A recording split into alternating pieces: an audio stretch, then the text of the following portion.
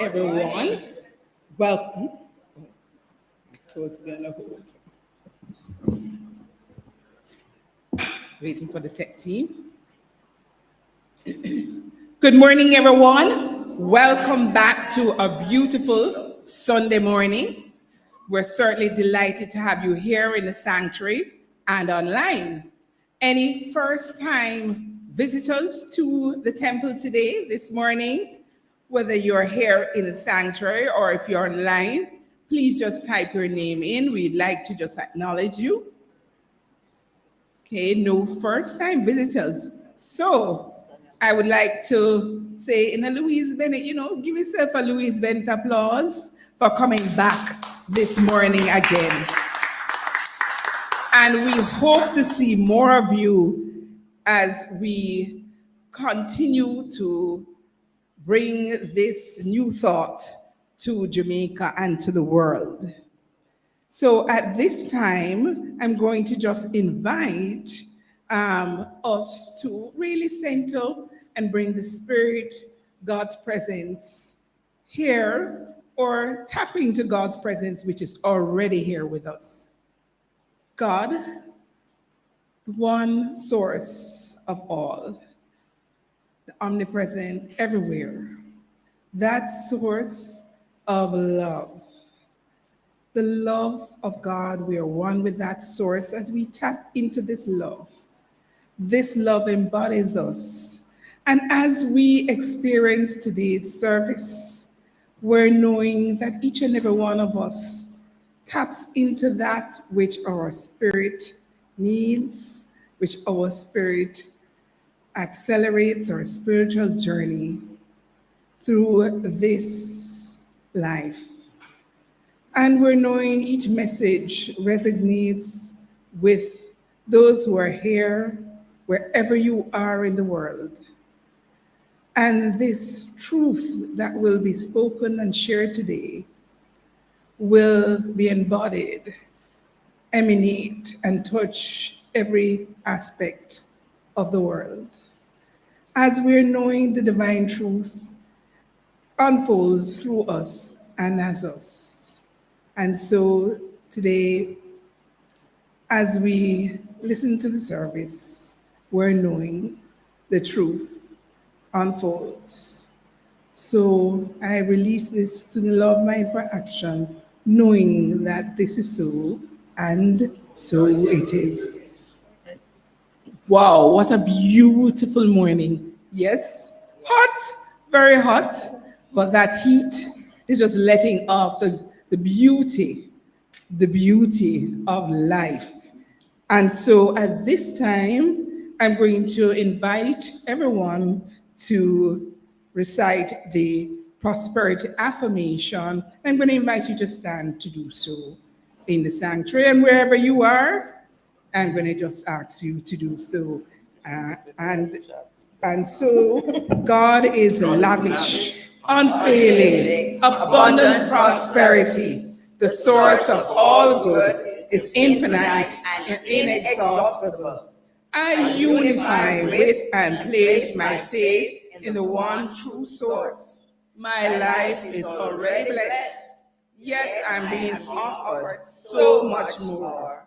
Infinite potential, unconditional love, and unlimited spiritual growth are just few of Spirit's gifts. I am open to receiving them all with gratitude and joy. The God power made me in its image and likeness, out of itself, and it wants only to support me. Its plan is to lift me into higher expression. Deep in my heart, I know I deserve all the good things in life, and my acceptance of the support of the universe is all that is necessary for it to continue its work in my life. I deserve true abundance and unconditional love. I deserve vibrant health and good feelings. I deserve happiness, peace, and joy. I deserve prosperity, freedom, and ease in my financial affairs. I deserve to have my dreams come true. My heart is filled with gratitude for all I have been given and for all that is yet to come. I release my word to the law of divine mind that says, yes, and so it is. You may be seated at this time. And of course, I'd just like to remind you, I'm the Science of Mind practitioner, Tamu Davidson, and I'm your host for today. So at this time, we're going to go into our chant. So I just want you to sit still in the sanctuary, and if you're online, wherever you are, just take a deep breath as we go into this chant called Thank You.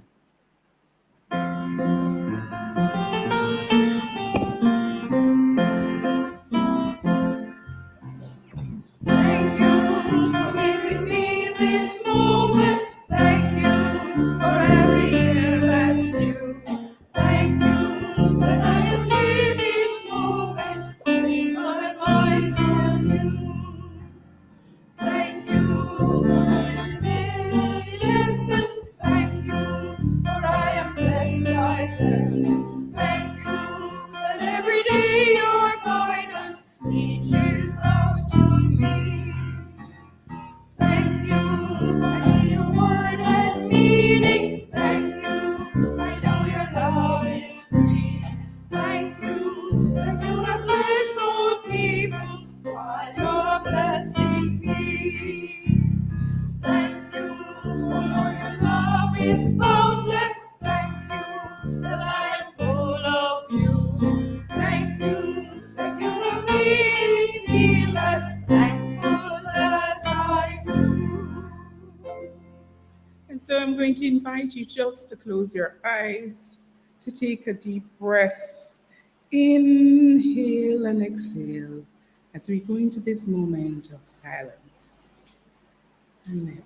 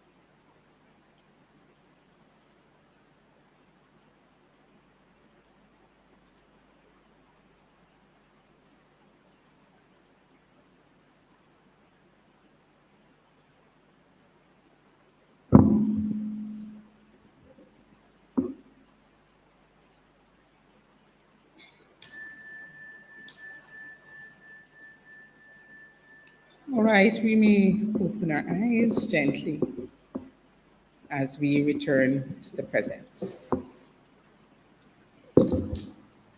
So, isn't it such a beautiful morning? Isn't it a beautiful morning? It is such a beautiful morning. I know that God's presence is always there, but I'm feeling it even more today. And so, at this time, of course, we're going to acknowledge our youth, and we're going to have the lighting of the youth candle. But before I do that, let us just bless our youth and say, there is one life. That life is my life now. Divine intelligence guides, uplifts, and nurtures all beings, especially the youth, who are the promise of a new world. May all youth worldwide walk in the awareness of their spiritual magnificence. And so it is.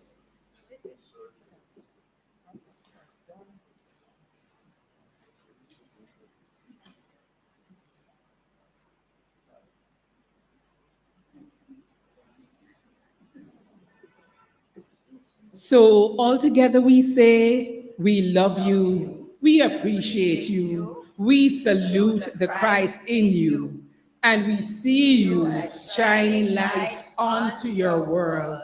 God is blessing you now, and so it is.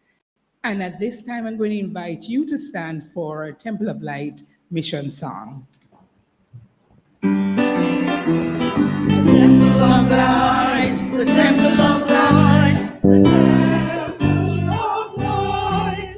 We are a people with a mission, Holy Spirit on a mission. To touch, to heal, to bless, to prosper, to love and liberate anyone who comes into contact with us anytime, night or day. The temple of light, the temple of light, the temple of light. We are a people with a vision, Holy Spirit on a mission. To touch, to heal, to bless, to prosper, to love and liberate anyone who comes into contact with us anytime, night or day. You may be seated. So, at this time, I have a few important announcements and reminders. But first, I'd like to again welcome our first-time guests, whether in the sanctuary or online. Do we have any first-time guests? No? Okay, so we are all family. And again, I'd just like to thank you for coming back again to celebrate the Sundays with us. Now we have, as usual, every Tuesday, our spiritual mind healing service. And this Tuesday, we have our dynamic practitioner, Vance Gardner, who's going to talk about, can you play some more? Does that sound familiar? Can you play some more? Can't sing, off tune. The healing effect of love songs. Wow, this sounds very exciting. So it's not to be missed. If you miss the live streaming, please join YouTube and watch the recording. And remember to like and subscribe as well. So at this juncture, I'm going to also invite us now to move to our first hymn. So I'm going to invite you to stand.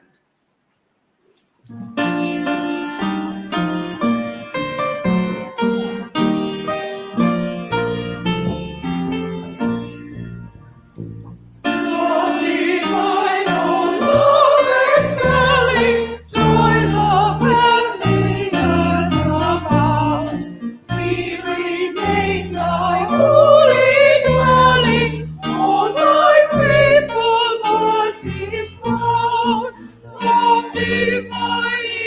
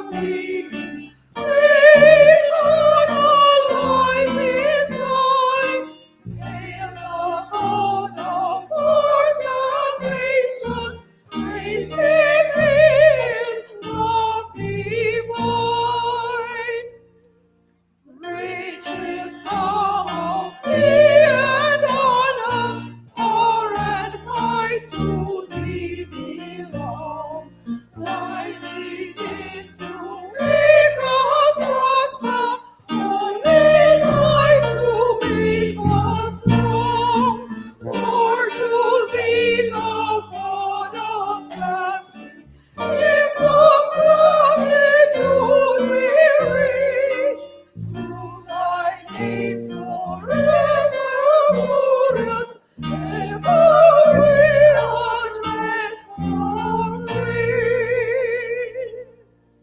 You may be seated.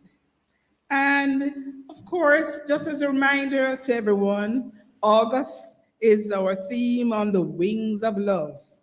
And so it is without any further ado, I would like to introduce our speaker for this morning, Reverend Michael Reckord, who will bring us this love message. And his title is Love Ascent. How many people saw the social media video posted? Can I see a show of hands? Fabulous. So you know we are in for a wonderful message from our dear Reverend Michael Reckord, and I will now ask you to give him a Louise Blanett applause as we welcome him on board for this Emancipendence Month of celebration as well. Thank you. Thank you so much, Tamu, for that introduction. Good morning, folks. Good morning. And grand rising. Grand rising. Let me add my own welcome to those worshiping in this Sunday service at the Temple of Life, Center for Spiritual Living. I greet both those here in the sanctuary and those participating online, especially any first-time visitors who may be here or online. It is a beautiful day, as Tamu said. Really good. Days tend to be beautiful here in Kingston, especially at this point, because of our beautiful people and because of our beautiful ground. I just love walking around them. And this brings me to today's topic, which is love. You know that there are many different types of love, I know. But today you may learn that there are even more than you thought there were. As you listen, I'd like you to try to identify the type or types of love that you feel for the different people in your life, those close to you and those not so close. But I'd also like you to consider the love you feel for yourself, for animals, for objects, for situations.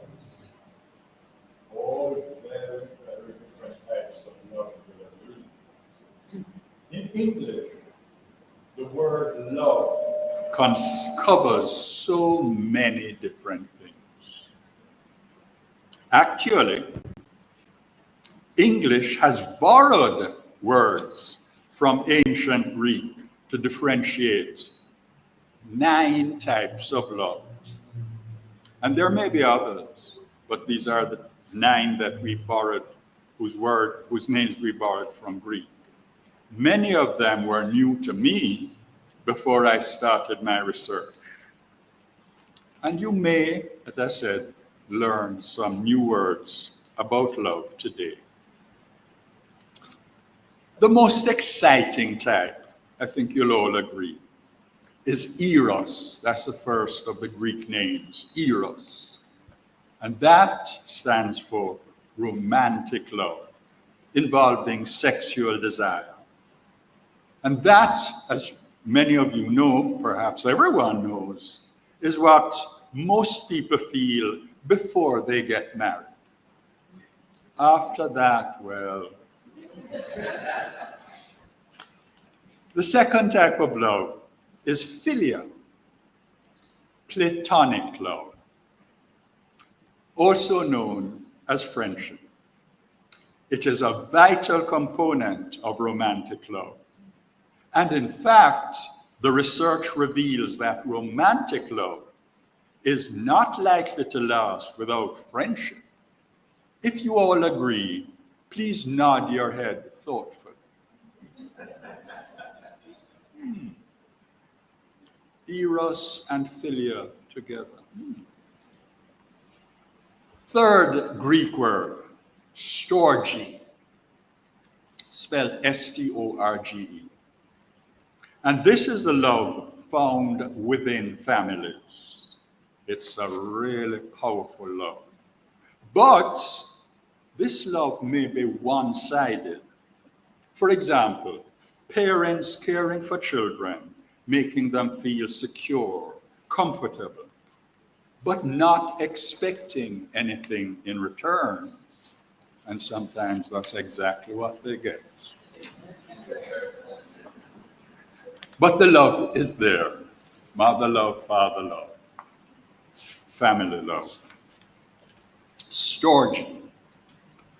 Number 4, pragma. We know that word.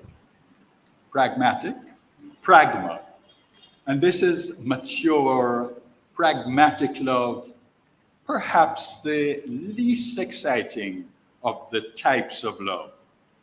But it is essential, absolutely essential to lasting relationships, this mature type of love.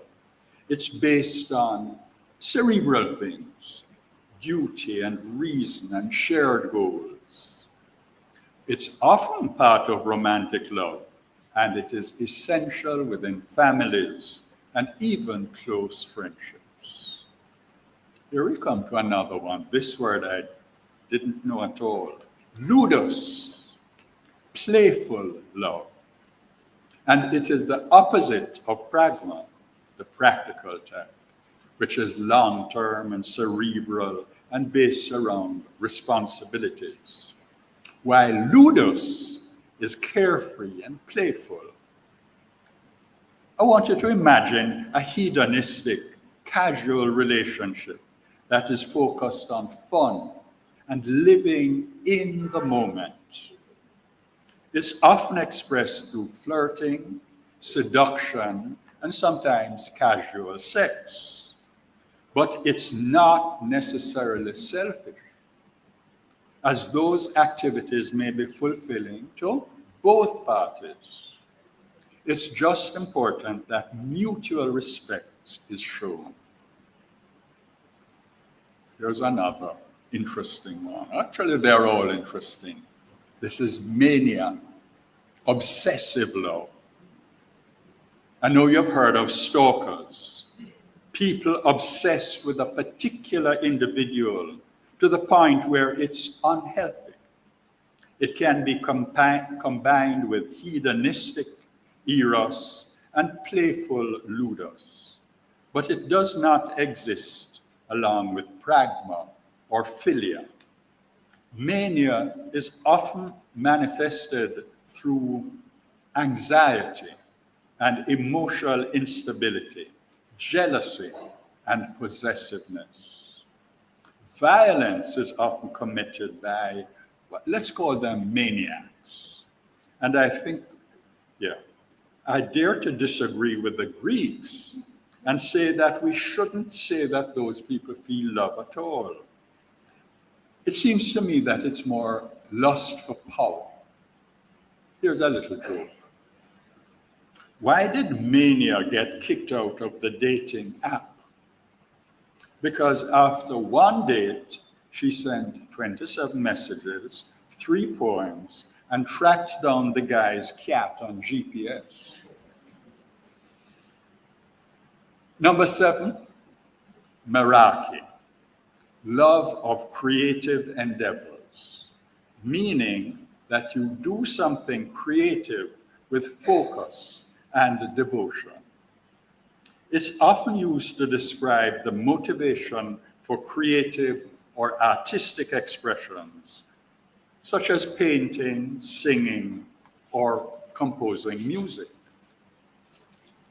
But it manifests also more simply in cooking, decorating a room, interior decorating, or nicely setting a table.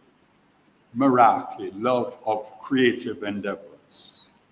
Now, I know that the temple has a lot of artistic persons, so I know that some of you, perhaps many of you, experience Meraki type love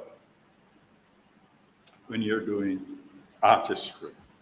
I know that I do when I'm deep into writing a poem or a play or a story. Sometimes at midnight, you sort of lose track of time when you are deep into creativity. Number 8, love, is philautia. And that's a Greek pronunciation, I gather, philautia. In English, it's sometimes called philautia, T-I-A, philautia. And this one is self-love, very interesting one. The Greek philosopher Aristotle believed that self-love is a prerequisite to loving others. And you will remember that Jesus, roughly 2,000 years later, said, love your neighbor as yourself. So you should love yourself and love your neighbor, Jesus says. And today, another 2,000 years or so, we are still saying the same thing. So it must be true. I say that it's common sense that healthy self-love is beneficial to every aspect of life, including relationships. And individuals who love themselves are usually more capable of both giving and receiving all kinds of love. On the other hand, various destructive behaviors can be rooted in a lack of self-love. But then self-love can take an unhealthy form if the person loves himself more than anyone else. Unhealthy self-love is expressed often through an inflated ego and dependence on social status and one's abilities or accomplishments rather than one's genuine virtues and character. Healthy self-love manifests as high self-esteem that is not dependent on competition with others. Some of you may remember that line in Desiderata. If you compare yourself with others, you may become vain and bitter. For always there will be greater or lesser persons than yourself. And the 9th love is agape. Agape is unconditional love, a love that is not dependent on any external factors. It originates within. Acts of charity and altruism are often born out of agape. And it's quite certain that society without agape would be unable to function. Because as a species, we are dependent on one another. It was the poet Audale who wrote, "We must love one another or die." So those, folks, are the 9 types of love, according to the Greeks.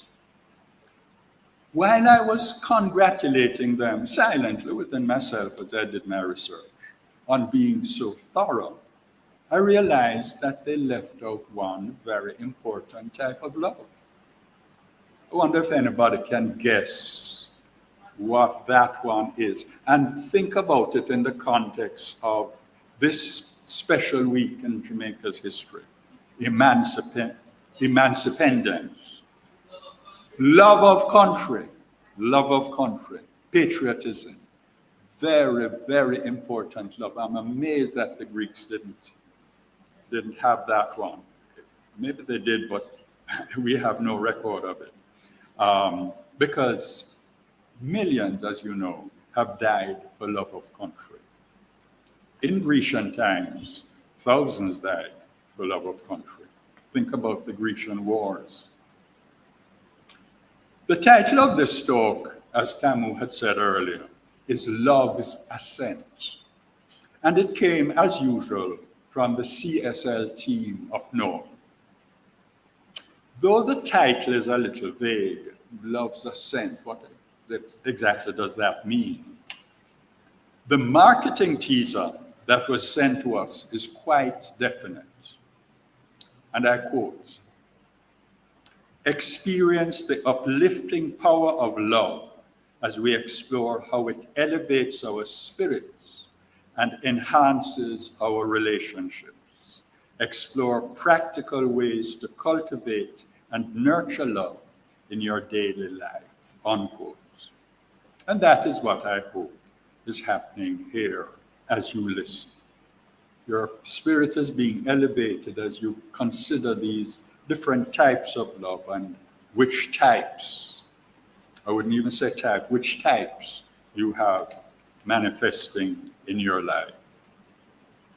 Now, Dr. Ernest Holmes, the founder of religious science, our teaching, has quite a lot to say about love in his magnum opus, his great work, The Science of Mind, our text.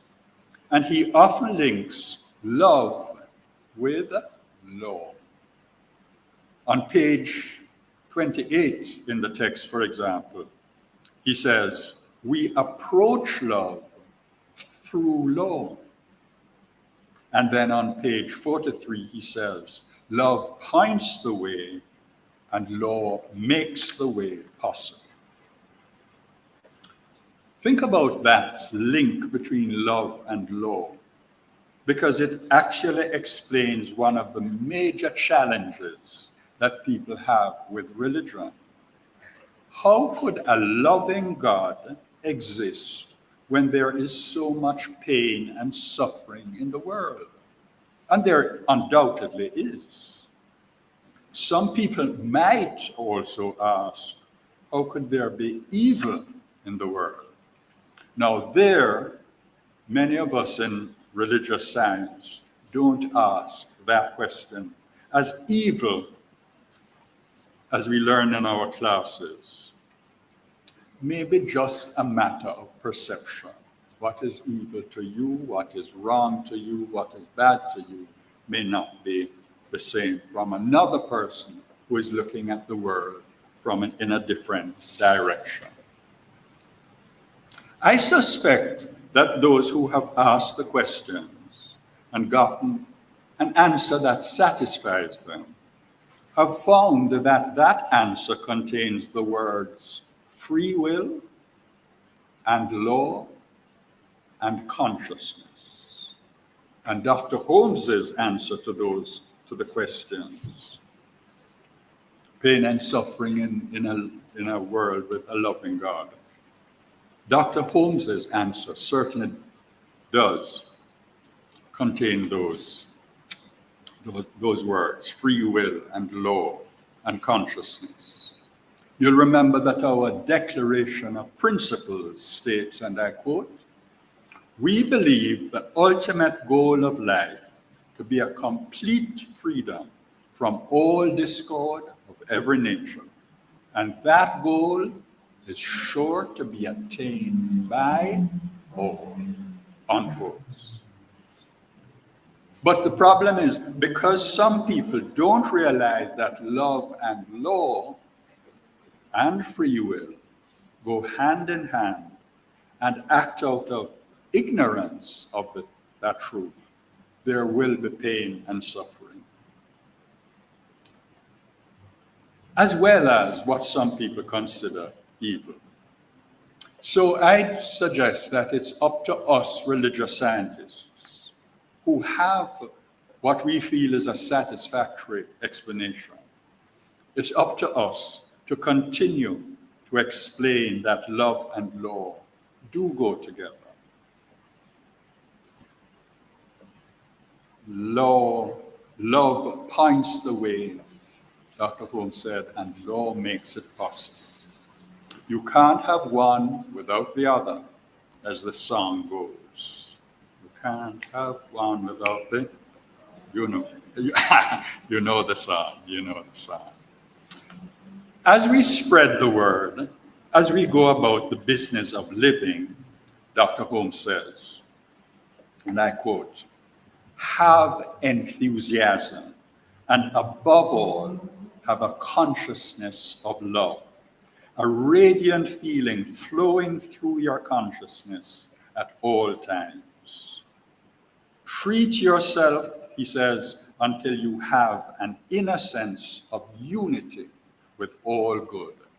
And if you want to check on that, page 184 in the Sense of Mind. In the special context of effecting healing, Dr. Holmes says on page 233, whether you are healing yourself or healing another person, in the context of healing, have this: a thought of love is always healing. Those are his words. If a practitioner has a full realization that love fulfills all the laws of life, that there are no restrictions, no burdens, no inhibitions in love, which is the very life within, healing will follow. So in a nutshell, that is how you heal others or yourself, with a consciousness of love. That is a really marvelous assurance. For me, there is no teaching like religious science. On page 298, Dr. Holmes gives us a law of attraction explanation of the process of how this works. He says, I quote, "As all is mind, and as we attract to us what we first become, until we learn to love, we are not going to be sending out love vibrations. And not until we send out those vibrations can we receive love in return. It's all a matter of your consciousness of love, in a nutshell. We all know about the law of giving and receiving as it operates on the physical plane. If we give somebody something, we receive something, even if it's a good feeling. Perhaps not from the person that we gave it to, and perhaps not immediately. And we know that what we receive is often much more than we gave. Law of giving and receiving. You see, let's go to nature. It's like planting an ackee seed, any seed. We get hundreds of food from the one seed that we gave to the earth. What Dr. Holmes is saying here is that the same thing happens not only on the physical plane, but it also happens on the mental or spiritual plane. If we send out loving thoughts and vibrations, we'll get back loving thoughts and vibrations. Now, most of the love-related quotations from Dr. Holmes that I read during my research deal with how we human beings should think and act. But he also brought in God. And I like this simple and comforting statement of his on the nature of God. He says, "The mood of the infinite mind is one of love. The action of intelligence takes place in loving ways, and that's a constant." Dr. Holmes is saying that God is always in a loving mood, always. So how come we read in the Old Testament of a God who is sometimes angry and sometimes sorrowful? But that is a topic, folks, for another talk. The second part of this talk is about one of the best known of Jesus's parables. It's in St. Luke, chapter 10, verses 25 to 37, and you know it. And behold, a certain lawyer stood up and tempted him, saying, Master, what shall I do to inherit eternal life? And Jesus said unto him, What is written in the law? How readest thou? And he, the man answering, said, Thou shalt love the Lord thy God with all thy heart, and with all thy soul, and with all thy strength, and with all thy mind, and thy neighbor as thyself. And Jesus said, Thou hast answered right.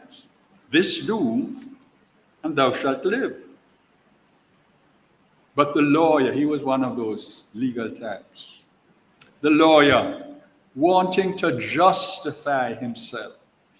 This is from 2,000 years ago, lawyers haven't changed. I apologize to any lawyers who are in the temple. Present company accepted.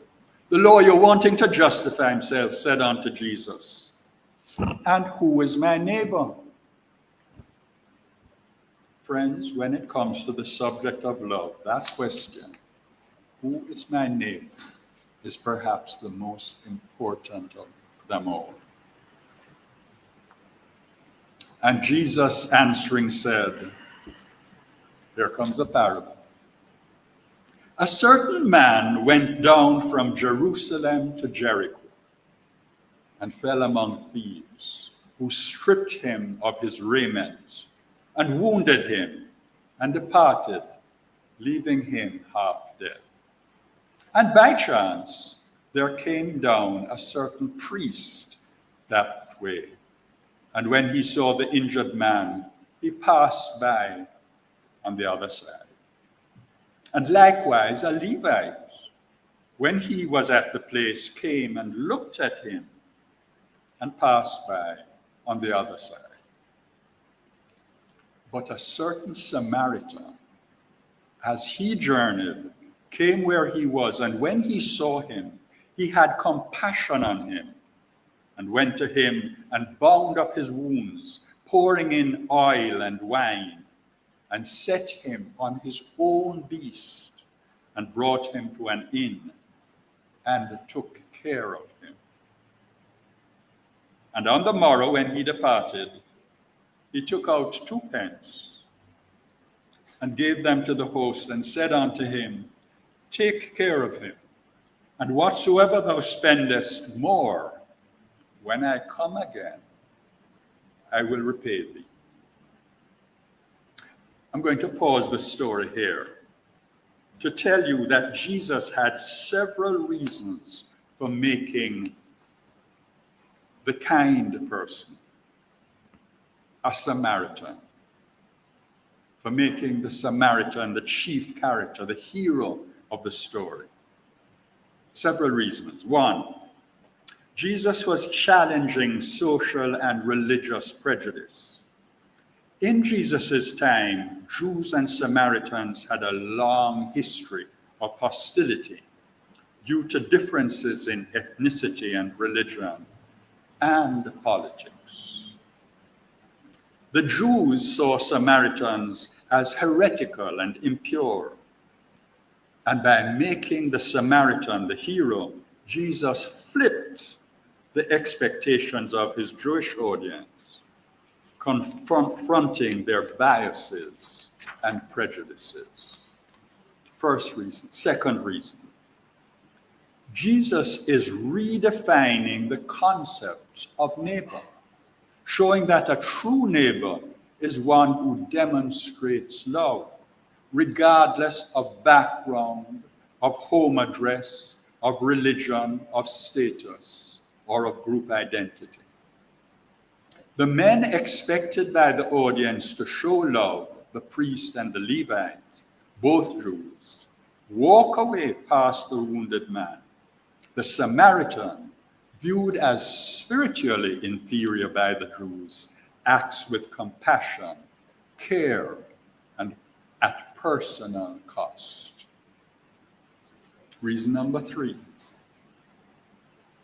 Jesus was also promoting a radical, inclusive ethic of universal love, teaching that love has no national boundaries.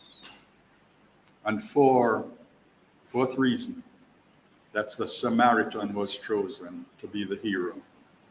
Jesus was foreshadowing his own ministry and his own message.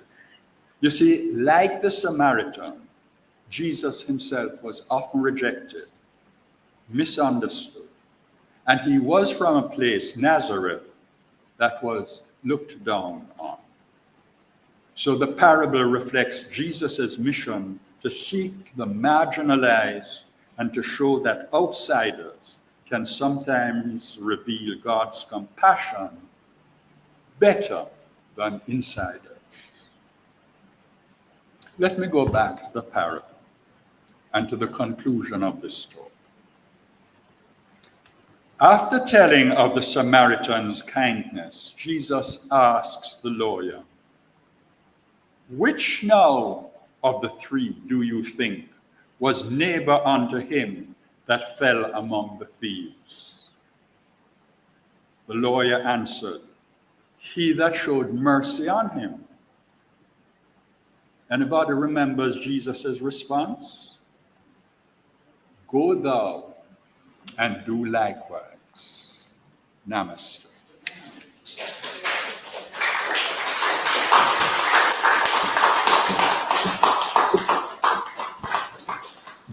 No, we can do better than that. Louise Bennett, make her proud, wherever she is. Yes.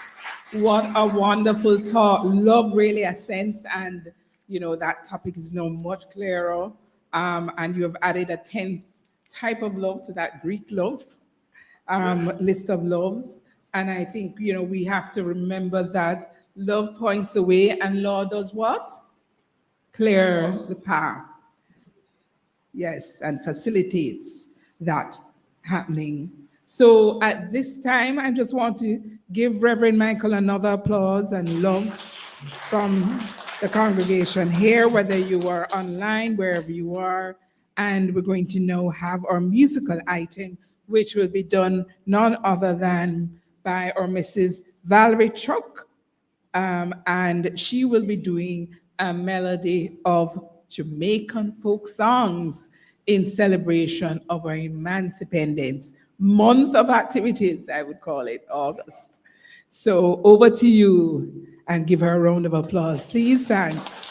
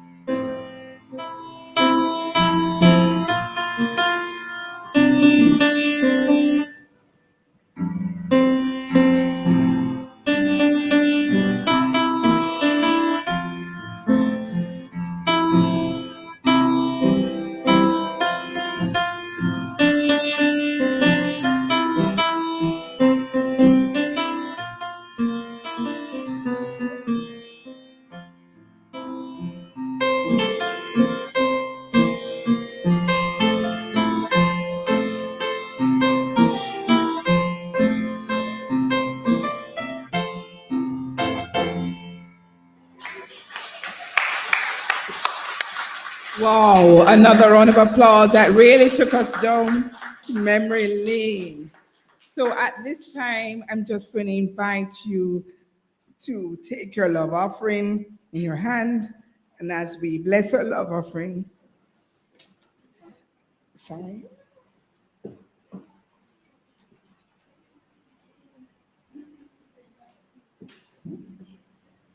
So as we bless our love offering, we're going to say, lovingly I give, joyfully I receive. Be thou fruitful, increase, and multiply. Bless, prosper, and enrich everyone whom you touch, and replenish all of my financial affairs. So be it. Thank you, Father, and so it is.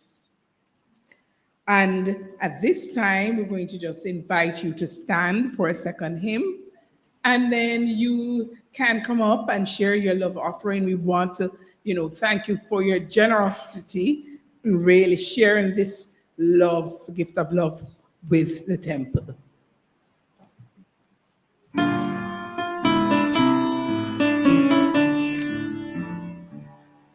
I radiate the love that comes from deep within my being. Love within that flows, extending far beyond the sea. Reaching out to touch another soul through communion. He is my brother, where so let me be. I radiate the love that comes from deep within my being. Love that reaches out to hit a mark I cannot see. Radiating out to touch the world through communion. Love returns 100-fold to me. I radiate the love that comes from deep within my being. Love that comes from God, who was made for me to share with you. As I give in love, with helping hand to every neighbor, I know He will help His neighbor too. I radiate the love that comes from deep within my being. First to her that love within the world unceasingly. Love I radiate was on the Lord to be returning. Love I give goes back again to me.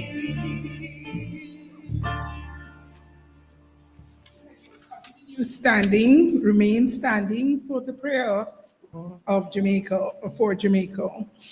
The radiant light of God's love is now flowing through us and from us, everything and everyone it touches.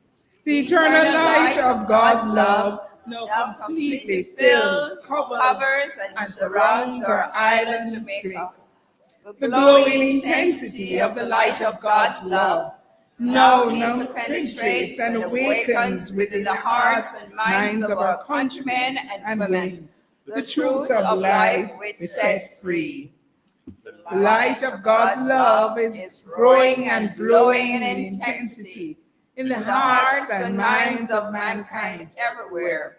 Love, health, harmony, goodwill, peace, uprightness, integrity, joy, prosperity, kindness, and our oneness under God are now established. And so it is. You may be seated. So we just like to say thank you to those who continue to contribute to making the Sunday service wonderful. And really, the beauty of the flowers. Can we clap our Ministry of Environment for designing that wonderful floral exhibit, and Sean Blake. So it's Sean and the Ministry of Environment. And we'd like to thank our musicians today. I'd like to thank Mrs. Valerie Chuck for filling in today, and Davel, Garvin, and Damani. Please give them a round of applause.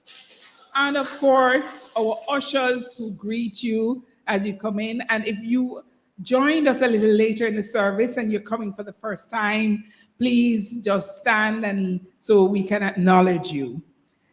And of course, our tech team around the back doing such a fabulous job getting our message out to the world. Please applaud them. You know, you have to do a little better than that, right? A little better than that. Yes, need a little more excitement. And then finally, our hospitality team. Please give them a round of applause. What is that? No, I don't hear you loud enough. We need to, yes, get the message out to the world. And I must say another special thanks to Sean Blake, who really runs around to make sure our cars are in place and to make sure everything is supported, you know, for this service. A special individual thanks to him.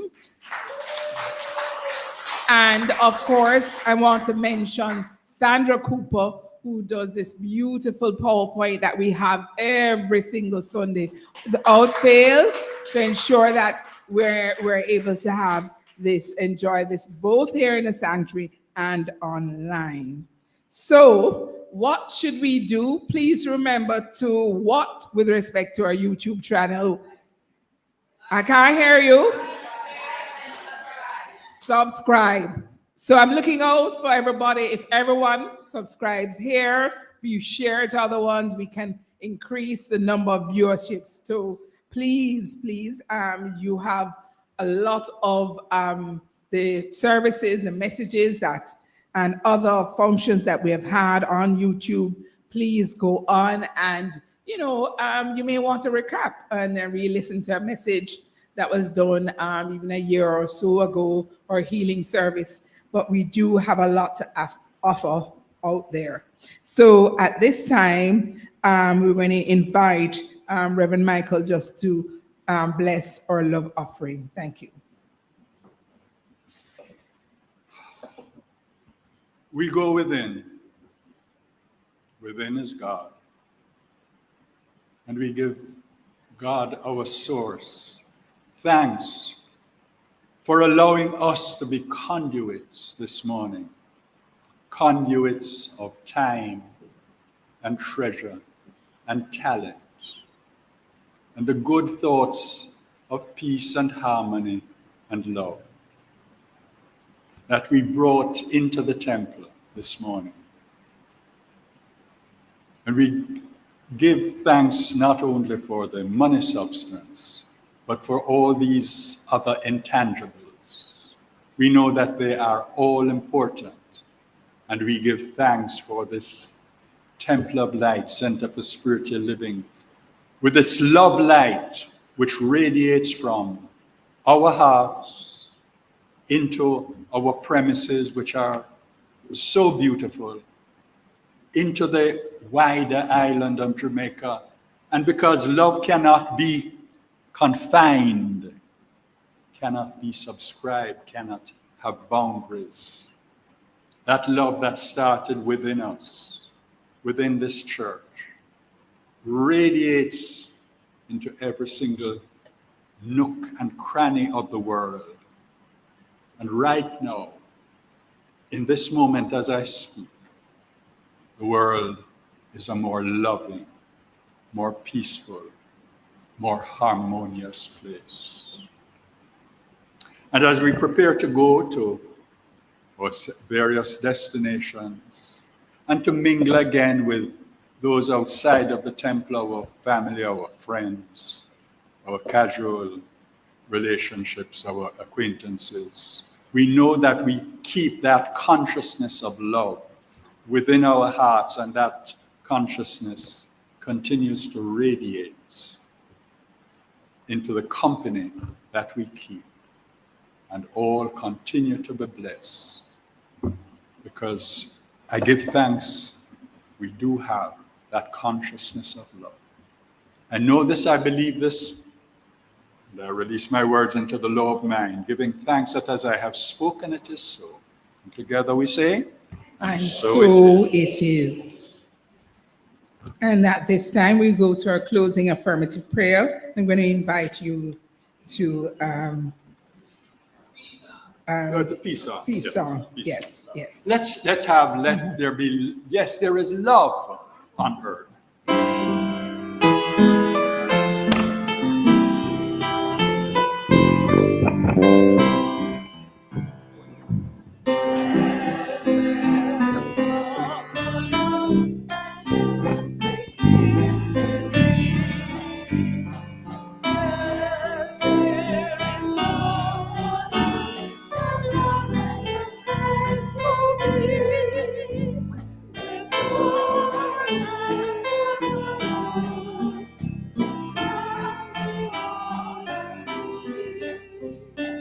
Yes, we love each other in perfect harmony.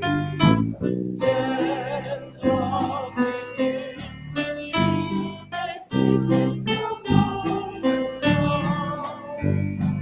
With every step I take, as this is the cornerstone. Each moment and each moment of my eternity. Yes, there is love, yes, it is with